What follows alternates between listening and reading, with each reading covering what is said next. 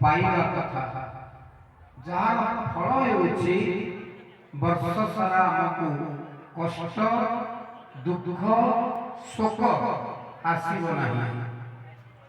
जेमति अमला नवमी रे कार्तिक मासर जो अमला नवमी अमला कोली खाइले हमको श्री ऐश्वर्य प्राप्त होता है। सही परि अशोक कढ़ी आसंता काली आम समस्ते मां को लागी करवा यज्ञ नारायण को लागी करवा परे परे हमें प्रसाद स्वरूप अशोक कढ़ी को पाइबा एवं ए अशोकाष्टमी परे श्री राम नवमी अयोध्या नरेश अवध बिहारी रघुकुल प्रदीप रघुवंश प्रदीप भगवान मर्यादा पुरुषोत्तम रामचंद्र राम लाला जन्म जयंती पालन करा जाए। अयोध्या प्रभुंकर आविर्भाव स्थान प्रकटन स्थान आज कोटि कोटि नर नारायण महाप्रभु रामचंद्र को जयंती पालन करी स्वागत करेंगे।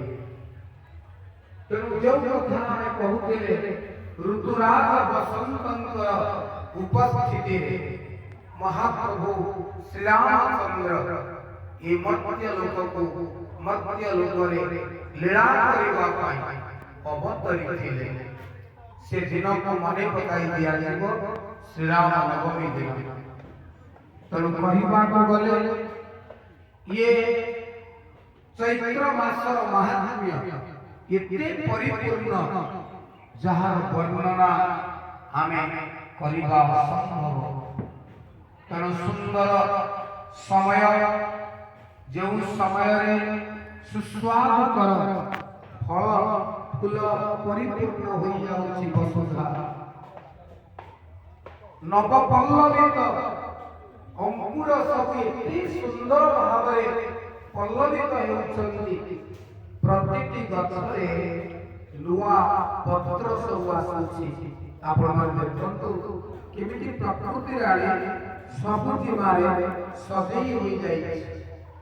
ये होछि चैत्र मास बसंत ऋतु आउ मां तारिणी वार्षिक उत्सव समस्त कर्मकर्ता ग्रामवासी आयोजक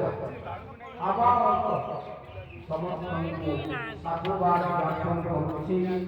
आपण टिकिए जो प्रचेष्टा से प्रचेष्टार फल स्वरूप इते सुंदर जो मंत्र विधान होछि जो देवता मानकर गुण कीर्तन होछि जो कार्यक्रम हजार हजार संख्या